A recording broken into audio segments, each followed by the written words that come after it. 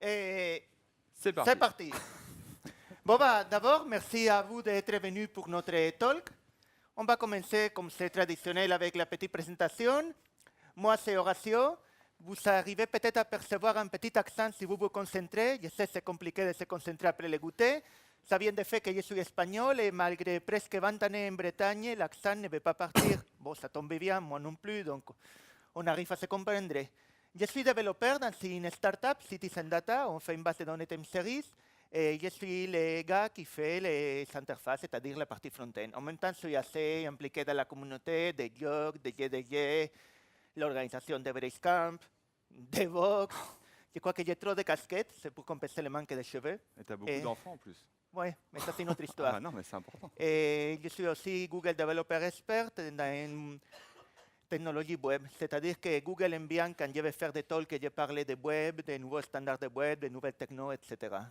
Et lui, Bah moi c'est Cyril, j'ai pas d'accent, je suis désolé, mais pour la prochaine fois je vais le travailler parce que ça fait vachement mieux comme présentation. il a je trouve. déjà dit ça la dernière fois et Mais tu oui, n'as pas encore. mais je suis jaloux de ton accent. Je suis directeur technique front de Sphère et je suis comme Horatio, Google Developer Expert.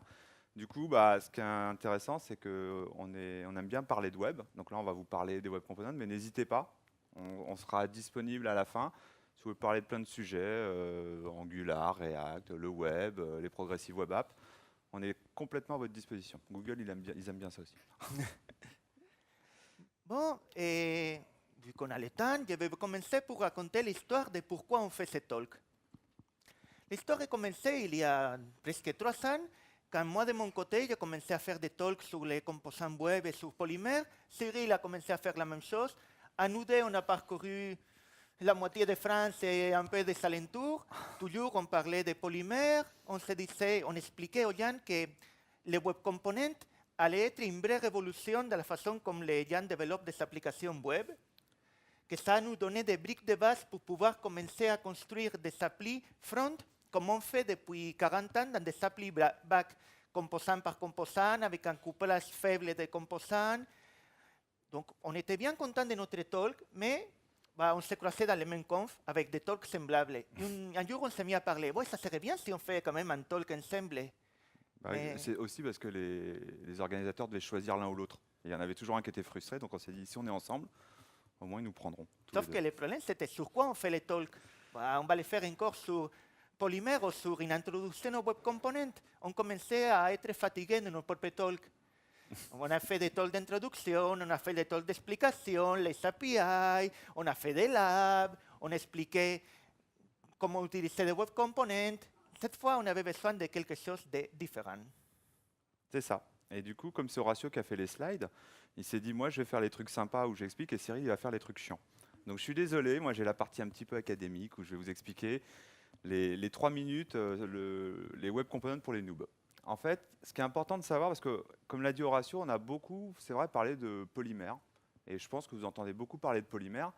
Mais en fait, polymère, c'est juste une excuse pour faire des web components. Ce qu'il faut vraiment retenir, c'est la promesse qu'il y a derrière.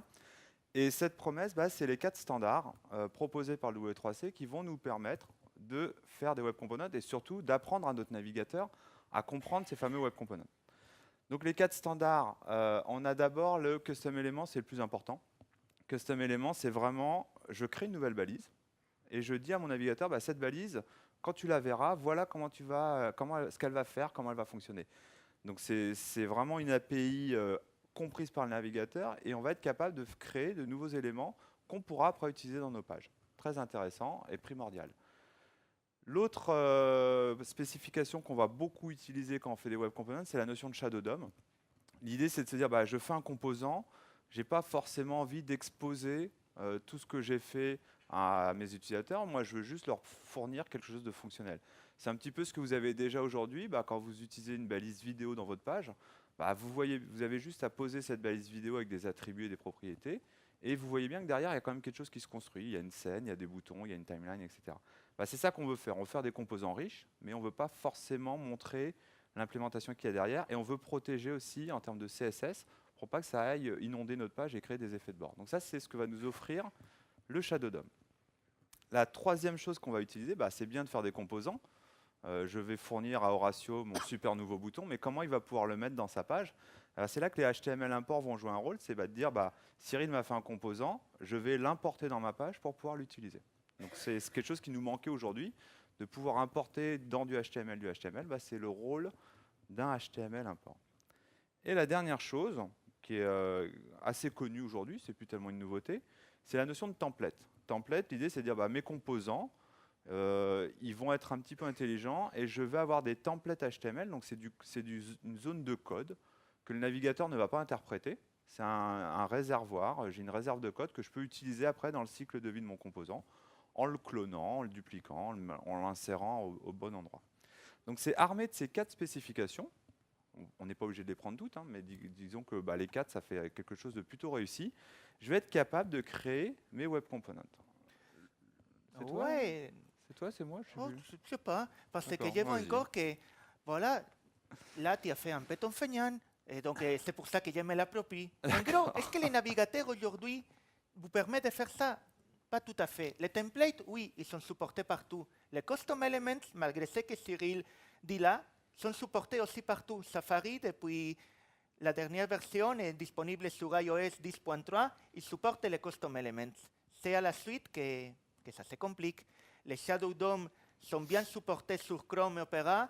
Ils sont un support assez aléatoire sur Firefox et ils sont en cours d'études pour Safari. Et l'import, l'import c'est un peu plus compliqué parce que la plupart des navigateurs à part Chrome attendent le système d'import de modules pour JavaScript qui ne finit pas toujours d'arriver. Et maintenant c'est à nouveau à toi. C'est bien ça, il faudrait qu'on la remette à jour. Voilà. Du coup, l'idée, c'est, vous l'avez vu, et c'est vrai que c'est un petit peu avec Horatio quand on parlait des web components. Je pense qu'il y a beaucoup de gens qui étaient intéressés, mais ils disaient, ouais, mais ça marche pas dans tes navigateurs en fait.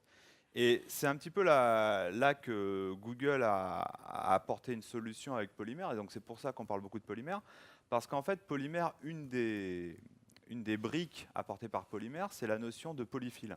L'idée, c'est de dire, on a 4 spécifications qui sont de façon inconstante. Le support est inconstant dans les navigateurs, mais on vous propose une bibliothèque de polyfill qui fera que ça marchera quand même un petit peu partout. Et alors, c'était un petit peu inconstant au début, mais plus le temps avance et plus les polyfills sont assez robustes, jusqu'à, je crois que c'était l'été 2016, où Polymer était assez sûr de lui pour annoncer qu'on pouvait l'utiliser en production. On avait quelque chose qui marchait quand même plutôt bien partout. Donc c'est ça qui va maintenant nous permettre de se projeter en disant, j'ai des spécifications W3C qui vont être implémentées progressivement dans les navigateurs. On le voit déjà, depuis qu'on fait nos talks, ça s'est beaucoup enrichi. Et j'ai des polyfills pour pallier le support du navigateur si le navigateur, pour l'instant, ne l'implémente pas. Ce qui veut dire que maintenant, on n'a plus vraiment d'excuses pour ne plus faire de web components parce que ça fonctionne bien à peu près partout. Et pour celui qui va me sortir l'excuse de la performance pour les polyfills, au fait, ce polyfill-là, il était vraiment tuné pour la performance. La taille est minuscule et dans le navigateur, même sur Internet Explorer Edge ou sur Safari, ils arrivent à des niveaux de performance vraiment très proches des natifs, sauf pour les Shadow DOM implémentés de façon stricte. C'est pour ça que la plupart des bibliothèques de web components permettent une implémentation plus laxe des Shadow DOM, qui fait qu'en termes de performance, les polyfills aujourd'hui, ils n'introduisent pas vraiment un coup. C'est tellement le cas qu'aujourd'hui, même quand vous utilisez Angular 2, vous utilisez des briques de ces polyfills-là directement dans tous les applis de prod. Donc l'excuse de polyfill, ce n'est plus une excuse valable pour ne pas le faire, mais bon. C'est ça. Du coup, alors, c'était la partie un peu chiante. S'il y a une slide à retenir de tout ce talk, de toute façon, il n'y a plus beaucoup de slides après, donc ça vous simplifie le travail. Je pense que c'est la slide la plus importante en fait de ce qu'on essaye de montrer quand on discute de ce sujet-là, c'est que en fait, ce qu'on fabrique, c'est des éléments, mais des éléments au même titre que ce que vous utilisez dans le HTML de façon traditionnelle aujourd'hui. Et un élément, c'est quoi? C'est quelque chose que je vais pouvoir mettre dans ma page et je vais pouvoir interagir avec lui de 4 façons. C'est les attributs et les propriétés. C'est ce que vous faites déjà quand sur une balise, vous mettez un attribut ID ou un attribut SRC pour une image. Donc c'est la façon de donner de l'information en entrée à mon composant. Et je vais pouvoir interagir avec lui en appelant des méthodes sur cet élément ou en écoutant des événements de cet élément. Ce qui veut dire que nous, ce qu'on prône vraiment, c'est faites des web components qui respectent ce pattern-là. C'est-à-dire qu'il faut que toutes les personnes qui vont utiliser votre composant l'utilisent comme n'importe quel élément HTML en étant capable de, par exemple, écouter un événement dessus. Donc c'est ça, je pense, la promesse et le pattern à respecter quand vous allez créer vos propres composants. Mais, Voilà, c'est une bonne question. Je te pique ça un instant. vas-y. Parce qu'une fois qu'il a expliqué la théorie, pourquoi vous embêterez, vous, aujourd'hui, à faire des web components? Vous avez votre framework favori, votre Angular, votre React, votre jQuery, si vous êtes vraiment avec une appli legacy, pourquoi vous embêtez? Bah, moi, je me suis aussi posé la question. En fait, les frameworks, il y a des tonnes. Et les frameworks, ils s'évoluent, ils changent, il y a un nouveau qui apparaît, tout le monde a son framework favori. Moi, à l'époque, en 2012-2013, c'était Angular. J'étais vraiment un fan d'AngularJS. Donc, j'ai démarré dans une startup. On m'a dit, il faut que tu fasses un dashboard de monitoring parce que notre base time series, il va produire des métriques, on veut pouvoir les afficher. Bon, pas de problème, chef. Je sors mon Angular, j'ai fait une belle appli avec plein de databases. C'était chouette. Et il me dit ensuite, oui, mais non, mais il faut aussi que je sois capable d'éditer des codes, de lancer de nouvelles requêtes. Bon, bah, j'ai fait une autre appli, mais je prends la moitié de mes directives, je les réutilise, j'ai fini l'appli en 2 semaines. Tout s'est passé très bien dans les meilleurs des mondes. Ça a été augmenté d'ailleurs, je crois. Non, malheureusement, non. Non, même D'ailleurs, pas. Mathias, si tu m'entends, je peux augmenter. Mais, qu'est-ce qui s'est passé? Bah, il s'est passé qu'un jour, il a fallu faire les choses différemment. On avait un client qui utilisait une autre techno. Il me dit, bon, bah, il va falloir que ton dashboard de monitoring puisse se placer dans son appli. Bon, bah, je sors mes directives. Non, non, non, ce n'est pas une appli Angular. Ah, mince. Et donc, j'étais obligé de prendre toutes les belles directives que j'avais faites et tout recoder dans une autre techno. Bon, je passe des semaines, je recode tout, je me sens content. Et mon chef arrive à nouveau, mais en fait, non, parce que ça serait bien si on peut intégrer tous ces widgets-là dans une vieille appli. En fait, ce n'est pas une appli, c'est des pages HTML statiques. Et on veut intégrer 4 ou 5 widgets. Donc, non, je ne peux pas mettre une app. Qu'est-ce que je fais? Bon, bah, il va falloir que tu recodes tout en jQuery.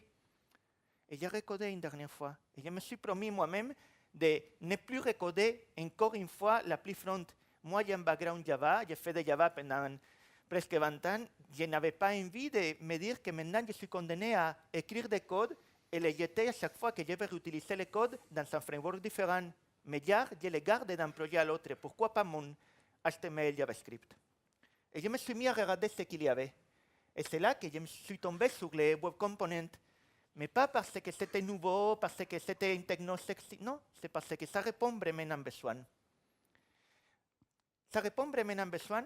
Et j'ai vu qu'on a des temps. Qui ici. De moins en moins quand même. Ouais. Qui d'ici a fait des applis en AngularJS, Angular 1?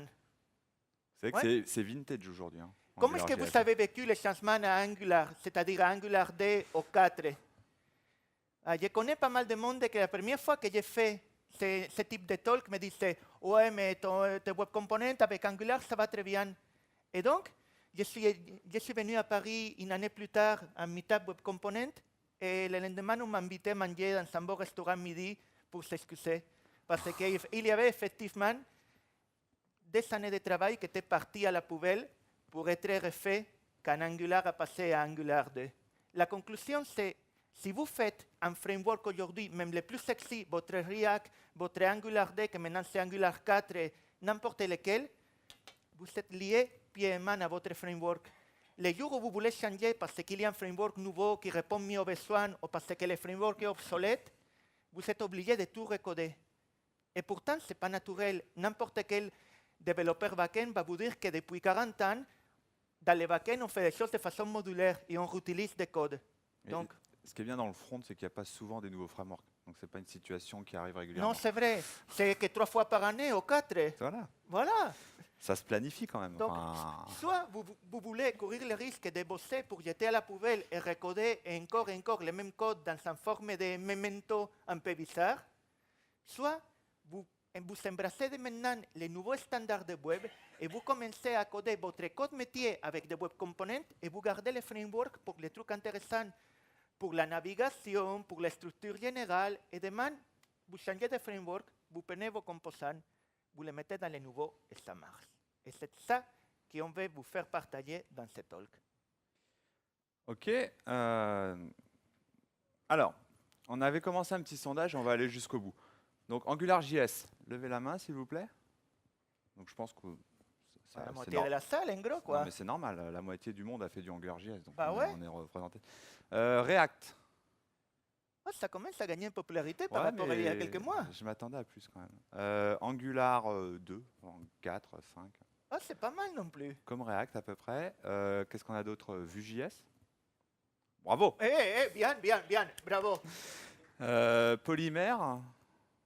OK. Ouais. Ah, toi, tu travailles pour Google, ça compte pas. Qu'est-ce qu'on a d'autre? jQuery. Enfin, HTML, jQuery, JavaScript. Bon, tout le monde connaît un petit peu. OK.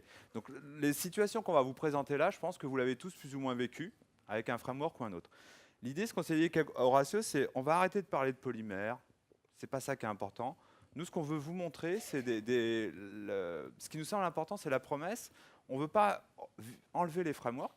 Et le but, c'est pas d'enlever Angular, React. C'est pas d'en choisir un plus qu'un autre. C'est de se dire, de toute façon, un jour ou l'autre, je travaillerai soit avec React, soit avec Angular, soit avec Vue.js. Mais nous, on veut faire des web components pour capitaliser un petit peu ce qu'on fait au quotidien. Ça va vous donner de nouvelles possibilités. Si vous êtes dans une boîte, vous faites un projet en Angular, et il y a une autre équipe à côté, et il y a regarde personne qui fait un projet dans une autre techno, pourquoi développer chacun de votre côté les mêmes choses? Tous les codes communs, tous les codes métiers, vous les mettez dans des composants web, vous les partagez dans les deux projets, point barre.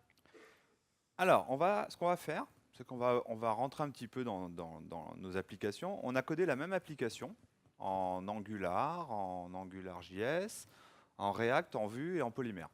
Et dans cette application, on a identifié 3 composants qui sont soit implémentés en polymère, soit pas en polymère, peu importe, c'est pas tellement ça qui est important. Et on veut vous montrer ce qu'on a dû faire pour les faire fonctionner et au final comment ça évolue selon les différents frameworks. Alors, la première chose, donc l'application c'est toujours la même, hein, c'est une application qu'on utilise chez Sphere, donc c'est issu d'une vraie application. C'est un peu notre trombinoscope et on s'en sert beaucoup dans les formations et les conférences parce que ça a le mérite d'être une application qui n'est pas trop compliquée, qu'on peut facilement triturer et qui reprend quand même pas mal de cas métiers assez intéressants quand on veut découvrir un framework. C'est un peu notre to-do MVC à nous en fait. Et simplement prévenir, les numéros de téléphone sont générés aléatoirement, c'est pas la peine d'essayer d'appeler. C'est ça. Non, c'est au cas où, quoi. Alors, le premier composant que je voudrais vous montrer, donc là je suis dans une application AngularJS, et vous voyez le petit Hello World qui est en haut, c'est un composant qu'on a implémenté en pur JavaScript. C'était ça l'objectif, c'est de dire, bah voilà, Polymère, on l'a dit, c'est une implémentation, il y a beaucoup d'autres frameworks. On s'est dit, bah, si on prend les basiques, les 4 spécifications que je vous ai montrées, si je les code en JavaScript, est-ce que je peux l'utiliser comme ça dans mon navigateur? Alors je vais vous montrer à quoi ça ressemble, un composant en pur JavaScript. Hop, hop, hop. Alors, je suis en Angular. Est-ce que vous voyez bien? Attendez, je vais vous montrer quelque chose pour quand même que vous puissiez répondre. Mon composant, il est là. Ça donne quoi au fond? Je crois que tu peux faire un peu plus grand. On peut faire. C'est important la taille, hein, quand même. Ça dépend de pourquoi, mais dans ton cas, oui. Alors, voilà un composant. Alors, c'est pour l'exemple, hein. Ce n'est pas forcément le composant le plus intelligent du monde. Mais l'idée, je voulais vous montrer les 4 spécifications dont je vous ai parlé tout à l'heure, à quoi ça ressemble en pur JavaScript. Donc j'ai bien ma balise template. Dans ma balise template, qu'est-ce que je mets? Je mets ma CSS, je mets le HTML qui représentera mon composant, mais ça, rappelez-vous, c'est une zone de code qui n'est pas interprétée par le navigateur, c'est juste une réserve. Quand j'en aurai besoin, je pourrai aller piocher dedans pour en faire ce que je veux. J'ai mon script. Mon script, ça va être l'intelligence de mon composant. Donc je suis en train de créer un prototype dans lequel je mets un certain nombre de fonctions qui vont être un petit peu le comportement de ce composant. Et on a dans la spécification des web components, on a des callbacks qui sont bien spécifiques, qui sont appelés au moment du cycle de vie du composant. Donc j'ai par exemple la created callback qui va être appelée au moment où le composant va être instancié par le navigateur. Donc je peux faire un certain nombre de choses. Vous voyez que c'est par exemple là que je crée, avec la fonction create shadow root, du shadow DOM, dans lequel je récupère le contenu de mon template pour le mettre dans ce fameux shadow DOM. Donc j'ai préparé ce que mon composant va afficher. Après, j'ai des événements, j'ai la notion d'attribut change, je suis capable de savoir quand un attribut va changer sur mon composant pour agir en conséquence. Et la dernière chose, c'est que je vais dire au navigateur maintenant, bah voilà, tu vois, je veux créer un nouveau composant, une nouvelle balise, qui s'appelle userLink. Et pour que tu saches quoi en faire, voilà le prototype que je viens de coder. Tu sauras maintenant faire fonctionner cette balise. Donc ça, c'est la première étape. Ce composant, donc, il est prêt à être utilisé. Comment je vais réellement le mettre dans mon application Angular ou dans toute autre page HTML? Eh ben, je vais donc dans ma page index.html. La première chose qu'on va voir, c'est que je vais devoir, alors ça on vous en parlait tout à l'heure, c'est les fameux polyfills. C'est-à-dire que pour être sûr que ce que je fais va fonctionner sur tous les navigateurs, je vais rajouter un petit script qui va contenir l'ensemble des polyfills pour que tout soit fonctionnel partout. Et après, c'est l'import dont je vous parlais tout à l'heure, ben voilà, j'importe ce fameux composant qui va s'auto-enregistrer du coup, et mon navigateur maintenant saura traiter cette balise-là. Et c'est ce que vous voyez ici. J'ai ma balise userLink, et c'est ce qui s'affiche. Voilà. Voilà. C'est ce qui s'affiche ici. D'accord? Bon, c'est pas très bluffant. Ça, c'est un peu statique, ton truc, C'est non? très statique. Ça serait mieux s'il affiche ton nom, quand même. On va déjà voir si Angular est capable d'interagir avec ce fameux composant. Donc l'idée, on avait vu que ce composant, ou on ne l'a pas vu, hein, il a un attribut name, et c'est ce qu'il affiche en fait à l'utilisateur. Donc moi, ce que j'aimerais, c'est, alors déjà, si je mets Cyril comme ça, Si tu les mets à l'intérieur, ça se passe mieux, normalement. sois gentil, s'il te plaît. Oh, mais non, Voilà. c'est une tradition. Donc il là, faut vous que voyez, t'attimes. je peux mettre mon composant, je peux lui passer des propriétés, des valeurs. Mais moi, ce qui m'intéresse, c'est que je suis en Angular. Donc j'aimerais voir si le data binding d'Angular va marcher sur mon composant. Alors, vous remarquerez, si je m'y retrouve, j'ai un contrôleur. Ah, super, on va mettre Horatio pour changer. J'ai un contrôleur qui expose une propriété sur le scope, username. Tous ceux qui ont fait du Angular, vous êtes à la maison. Et c'est cette propriété que je vais vouloir afficher. Donc je vais mettre ce fameux username. Et magie, ça ne marche pas. Si, pardon. Donc voilà. Il faut attendre que... On voit, donc ce qui est intéressant, c'est que on n'a rien eu à faire pour que le data binding d'Angular marche, en tout cas sur les propriétés de nos composants. On peut faire mieux. C'est là que tu es censé me dire un truc. Non, mais pour l'instant, j'attends parce qu'on D'accord. peut faire vraiment mieux. Alors, je vais enchaîner tout seul parce que tu n'es pas dedans. On va aller un petit peu plus loin parce que là, vous n'êtes pas. Enfin, je trouve que c'est intéressant de voir qu'on peut le faire en JavaScript. Le composant n'est pas très intéressant en soi. Par contre, ce que je voudrais vous montrer, c'est on va essayer d'aller un petit peu plus loin en mettant en place une mire d'authentification. Alors, la mire d'authentification, donc j'ai une page login, c'est une route Angular, donc pour l'instant je suis dans l'écosystème Angular, et je veux mettre le fameux formulaire username password. Donc je vais dans ma page login, et vous voyez c'est le login que j'ai affiché, et j'ai préparé un web component qui est écrit en polymère, qui va afficher normalement des champs. Donc pour l'instant je vais juste vous le mettre comme ça, on va voir s'il fonctionne. Ça fonctionne, c'est-à-dire que là maintenant, vous voyez, j'ai juste eu à mettre une balise FRF login et j'ai un champ username, password et ce composant prend en entrée une URL pour la connexion et propage un événement pour dire la connexion s'est bien passée. Ah oui, ça marcherait si tu mets maintenant ton nom et ton password? Ah non, ça ne marche pas. Regardez, là, ça ne marche pas. Alors qu'est-ce qui ne marche pas? C'est que pour l'instant, je ne lui ai donné aucune information. Donc je vais lui dire la login URL. Alors là, je reviens dans le monde Angular. J'ai bien sur mon scope le contexte, et je suis capable de lui dire, on l'a vu tout à l'heure, ça marchait. La login URL, c'est la propriété login URL de mon scope. Donc ça, si je sauvegarde, je vais taper des informations de connexion, et qu'est-ce qui se passe? Le composant a disparu, c'est-à-dire que l'authentification s'est bien passée. Par contre, Angular n'a pas réussi à capter tu t'es authentifié pour aller sur une autre page. Et c'est normal parce qu'en fait, Tu ne l'as pas donné encore. j'ai un événement qui me dit tu t'es authentifié. Et alors moi, naïvement, j'ai une méthode. Alors regardez sur mon login, j'ai une méthode qui dit voilà ce qu'on doit faire quand on est authentifié. Moi, j'ai envie de faire ça. Et ça va marcher, Horatio, ça? Ça va marcher parce que tu triches, mais ça va Non, marcher. mais On va expliquer pourquoi tu triches. Alors attends, voilà. Est-ce que ça va marcher, Horatio? On pourrait se dire qu'à première vue, ça devrait marcher. Après tout, quand on a changé les valeurs des attributs, ça a très bien marché. On croyait naïvement que ça allait marcher quand on a commencé à intégrer des web components et des polymères avec Angular, et là, on a eu une surprise. En fait, voilà, notre timer ne marche pas, mais on te fait confiance pour nous prévenir. Et donc, On pensait que ça marchait, on a testé et ça ne marchait pas. Et pourtant, on s'est dit, mais notre composant, il lance des événements Angular, il écoute des événements.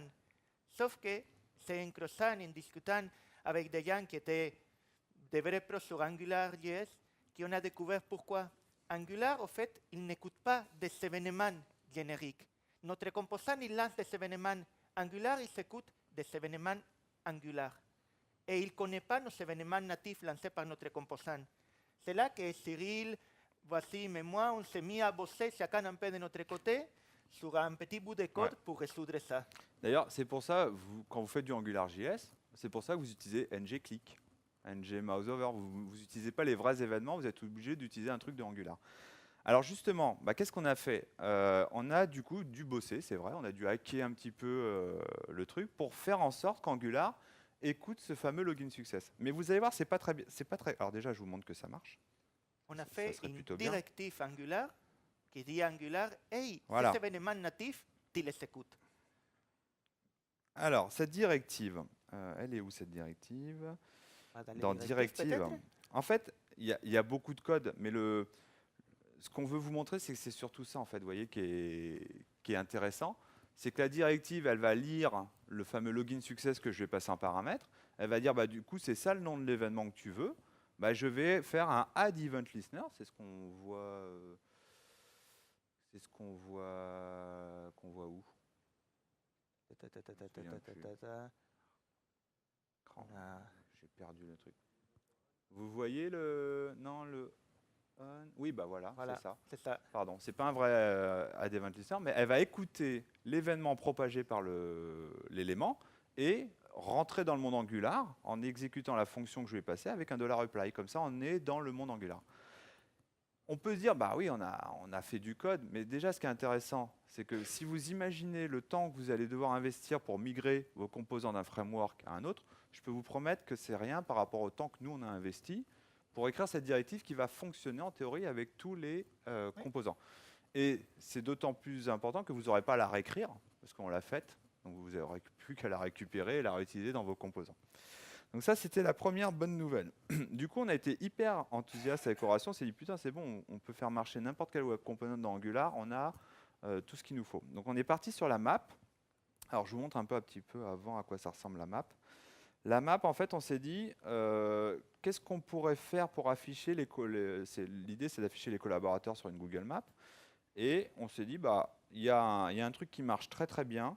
Il y a un web component justement de Google Maps qui permet très simplement de positionner une carte dans une appli web. On s'est dit, on l'a fait marcher avec un premier composant polymère. Il n'y a aucune raison que ça ne marche pas avec la Google Map. Donc on était très optimiste. Et là, ça ne marchait pas. Et Horatio, qui est beaucoup plus fort que moi, a tout de suite compris pourquoi ça ne marchait pas. Ça ne marchait pas parce que, comme je vous disais tout à l'heure, le polyfill, par défaut, il ne va pas implémenter un vrai Shadow DOM. Il va essayer de faire un Shadow DOM léger, un Shady DOM.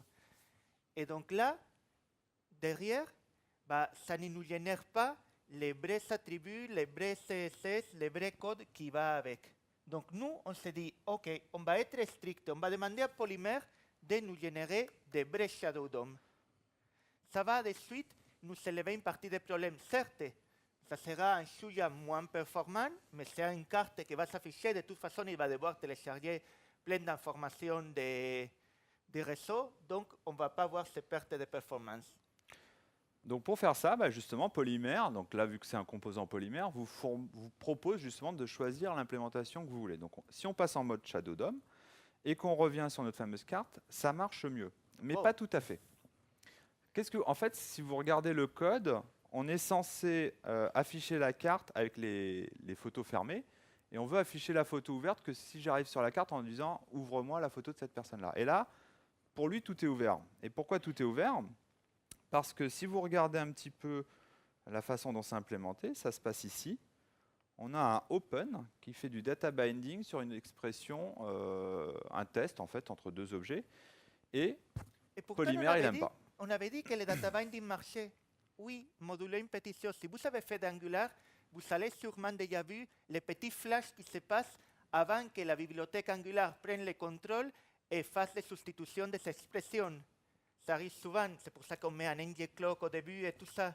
Le problème, c'est Angular, tant qu'il n'est pas chargé, votre navigateur voit ça et il dit c'est une chaîne de caractères. Et donc, votre navigateur va dire au composant Google Maps, hey, quelqu'un t'a appelé avec l'attribut open égale cette chaîne de caractères. Cette chaîne de caractères, pour lui, les composants, il dit c'est true ou false. Bah, c'est une chaîne, donc longueur plus que 0, c'est true. Donc, tout va être open. Et ensuite, quand Angular arrive, il fait la substitution, il remplace la collade par les valeurs de l'expression, mais le composant est déjà créé et il ne va pas se mettre automatiquement à écouter ce changement-là. Et donc là, on a un problème. On a tout jeté. On a tout jeté et Horatio a fait un truc qui se fait plutôt bien parce que ça ne sert à rien de vouloir trop hacker le système. Au bout d'un moment, on arrive peut-être aux limites d'un composant qui ne peut pas fonctionner directement comme ça avec Angular. Mais du coup, c'est pareil, on essaye de faire quelque chose de simple pour le faire fonctionner. Et là, Horatio a fait ce qu'il a appelé un wrapper. En général, l'idée c'est, si vous déclarez un composant, à l'intérieur de votre composant, si vous êtes sur AngularJS, vous ne vous amusez pas à faire des ngIf, des ngRepeat. Non, vous laissez ces tâches-là au web component. Parce qu'il y a tout le nécessaire pour faire ça. Donc, mon wrapper, c'est quand même assez simple. C'est un Mac, tu vas t'en sortir? Oh non, je voulais simplement les d'accord. trucs pour faire des jolies lumières. Ouais! Donc, dans mon composant, je vais faire l'équivalent d'un ngIf, c'est-à-dire une template DOM-if, que je vais afficher les maps simplement si toutes ces informations sont chargées. Et ensuite, je vais avoir mon petit map. Non, il faut que je aussi, mon petit map. Donc, j'ai enveloppé toute la logique nécessaire pour ma carte plutôt qu'avec des directives AngularJS avec des directives polymères. Ce wrapper-là, il est très léger, ça a pris un petit quart d'heure à coder et quand on le teste... Ah oui, il faut voilà. qu'on vous montre que ça marche quand même. Bon, Effectivement, maintenant, vous voyez, ma carte, elle s'affiche bien en n'étant pas ouverte. Et si je vais sur les informations d'une personne, j'ai bien la photo qui marche. Donc j'ai rétabli mon comportement et ça ne m'a pas coûté très très cher. Conclusion de cette aventure sur AngularJS, ça marche, modulo, ça devoir faire des petits ajustements et modulo, quand vous travaillez sur un composant, vous rentrez dans le monde des composants et vous laissez de côté les directives Angular.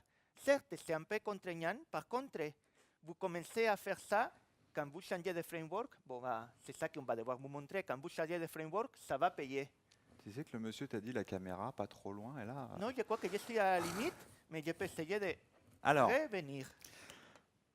Ce qui est bien, Angular 1, c'est quand même dans AngularJS, pardon. Ah, pas bien. Si vous regardez la liste des frameworks qu'on vous a montré, c'est quand même celui qui est le plus obsolète, entre guillemets. C'est pour ça que je disais que c'était un peu vintage. La bonne nouvelle, c'est que dans les frameworks modernes, l'intégration se fait quand même de façon beaucoup plus aisée. Les frameworks modernes ont été conçus en prenant en compte que les web components en tant que standard arrivaient. Donc, il y a des choses, concrètement, par rapport à ce qu'on a vu des bindings et la façon comme ils traitent ces mises en route, elle est différente. Et là, on a l'exemple de Angular 2. C'est ça, on va vous montrer en Angular comment c'est fait. C'est exactement la même application avec le même jeu de composants. Et là, vous voyez, je m'authentifie, et j'ai bien réussi à lui passer l'adresse, j'ai bien récupéré l'événement, et vous voyez, j'ai toujours mon petit marqueur en haut, mon petit web component perso, qui est fonctionnel et affiche donc l'utilisateur connecté. Et si je vais sur la Google Maps, c'est pareil, je vais avoir mes marqueurs qui s'affichent, et si je reviens sur ma liste, je peux avoir la map qui s'ouvre avec une personne. Donc j'ai réussi à mettre en place la fonctionnalité que je voulais avec mes fameux composants. La bonne nouvelle, alors, on n'en a pas assez parlé, mais ce qu'on a codé derrière, c'est que les événements sont vraiment intégrés à l'architecture du framework. C'est-à-dire que vous voyez là, si Angular a un service d'authentification, je vais bien récupérer l'information de l'utilisateur connecté. Donc c'est vraiment, on utilise les web composants pour afficher à l'utilisateur, et après on rentre dans l'écosystème du framework qu'on utilise. C'est très important ça. Comment on a codé ça? Alors pour Angular, la bonne nouvelle, c'est qu'il y a une seule chose à faire. Tu te souviens quoi? Oui, la seule chose à faire, c'est dans la description de votre application, il va falloir expliquer à Angular qu'il va trouver des composants que ce n'est pas des composants Angular. Par défaut, Angular, il connaît la liste des balises HTML natives il se dit, si ce n'est pas une balise native, c'est un composant Angular, c'est à moi.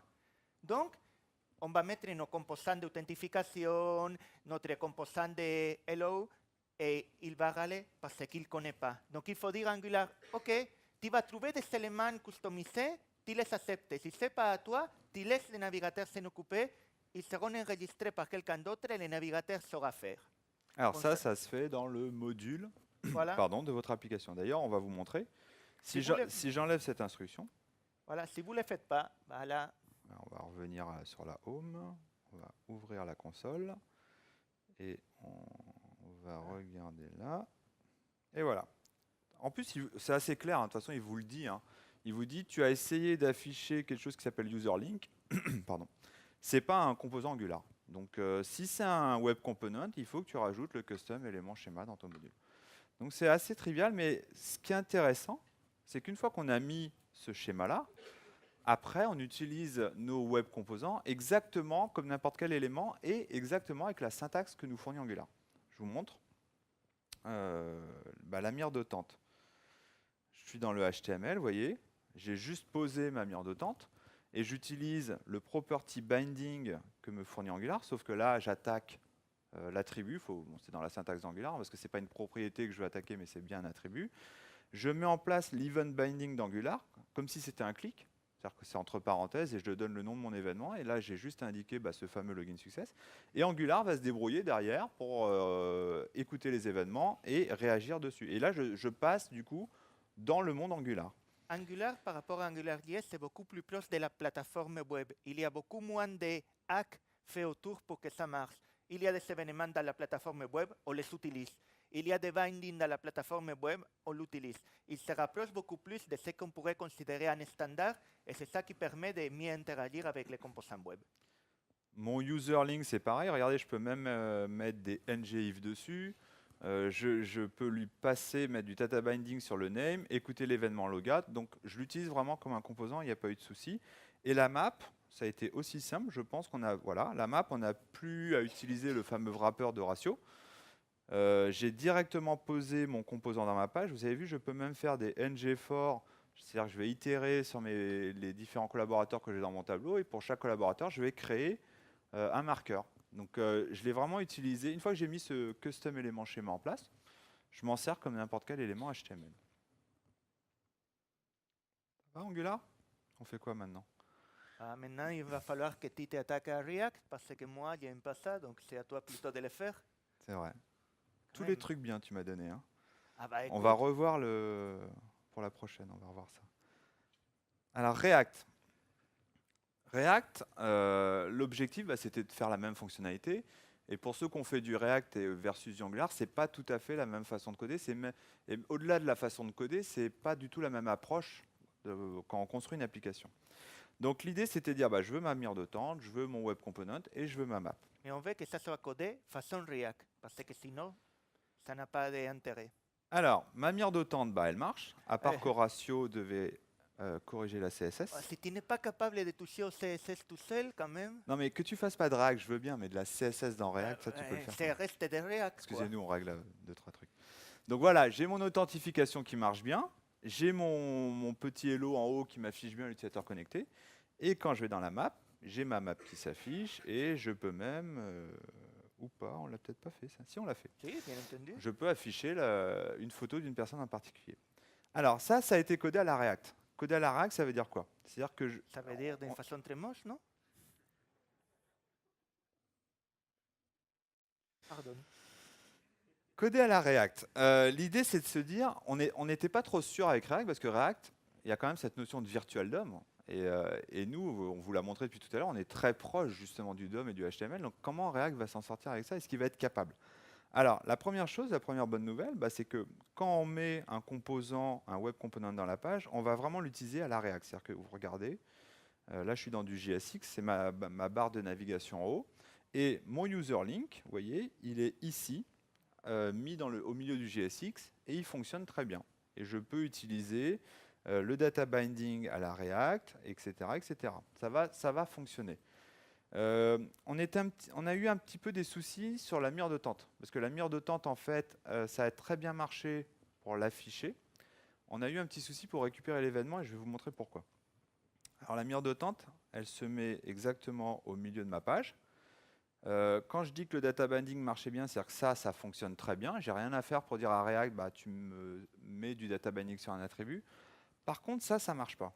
C'est-à-dire que par défaut, React, avec le Virtual DOM, il fait un petit peu le passe-plat et il va écouter les événements et il a une espèce de liste blanche d'événements qu'il va autoriser à passer ou pas. Et s'il ne connaît pas l'événement, il ne va pas le laisser passer. Du coup, on a dû apprendre à React à laisser passer ces événements. Et pour faire ça, on a une librairie qui s'appelle React Polymer qui nous permet de dire, c'est même pas lié à un composant, il peut y avoir des événements login success, laisse passer, ne les bloque pas. Et une fois qu'on a mis ça en place, notre mire de tente remarchait. Une autre façon de le faire, vous avez vu mon petit web component à moi, ce n'est pas un composant polymère. Donc ça n'a pas de sens d'utiliser une librairie React Polymer. Donc comment on a fait? On a gardé la philosophie React. Pour ce composant-là, on a mis un ref, pour ceux qui connaissent, une façon de mettre une référence sur un élément pour pouvoir la réutiliser plus tard. Et dans le cycle de vie de mon composant React, donc le component did mount, je lui dis la référence que j'ai enregistrée sous le nom logout link, je veux rajouter avec un bet add event listener un écouteur sur l'événement logout. Donc voilà une autre façon d'apprendre à React à écouter des événements.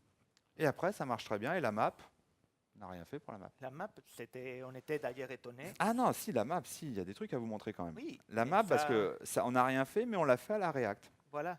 Pour ceux qui aiment React, comme Horacio. Voilà, je me suis forcé à essayer de comprendre ce qu'il codait. Je me suis dit, non, mais ça ne marchera jamais. En fait, je me suis trompé.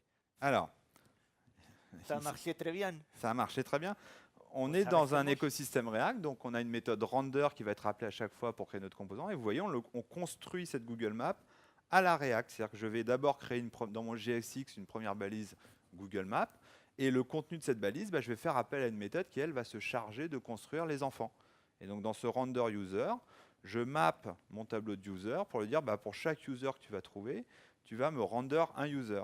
Et le render d'un user a pour but de construire un Google Map Marker. Donc on est vraiment dans l'approche composant de React, de construire comme ça par des méthodes notre JSX. Ça marchait très bien.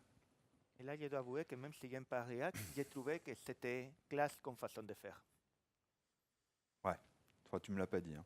Oh non, mais quand même, après tu vas finir par vouloir mettre de React dans tous les talks, quoi. Polymer, on va vous montrer rapidement Polymer. Là, l'objectif, c'était pas vous dire, et le web component marche avec Polymer, quoique, mais l'objectif, c'est toujours, avec Polymer, on peut faire des applications complètes en utilisant que des composants web. Je vous ai dit, si vous avez une appli complexe avec plein de navigation, gardez votre framework. Mais si vous voulez faire une appli simple, aujourd'hui, quand je vois les coûts de setup de démarrer une appli Angular, personnellement, pour des petits projets, je les trouve un peu trop grands. Aujourd'hui, Polymer, depuis presque une année, a tout un ensemble d'outils avec tous les composants nécessaires pour pouvoir créer une application complète. Il y a des routeurs, il y a des outils de layout, il y a tout un outillage en ligne de commande qui vous génère automatiquement le squelette de l'appli, qui vous génère tout le nécessaire pour que votre appli devienne une progressive web app. Donc aujourd'hui, pour beaucoup de besoins, vous pouvez directement partir sur une approche complètement web component. Et simplement un dernier mot sur Polymer. On parle beaucoup de Polymer, certes, mais Polymer, je ne sais pas, à tous les coups, dans 3 ans, ça n'existe pas. Ce qui est intéressant vraiment de garder en tête, c'est cette approche web component. Parce que si même dans 3 ans, Polymer n'existe pas, vous allez pouvoir garder vos composants et les utiliser en les mélangeant avec vos composants natifs ou la prochaine techno de composants que vous voulez utiliser.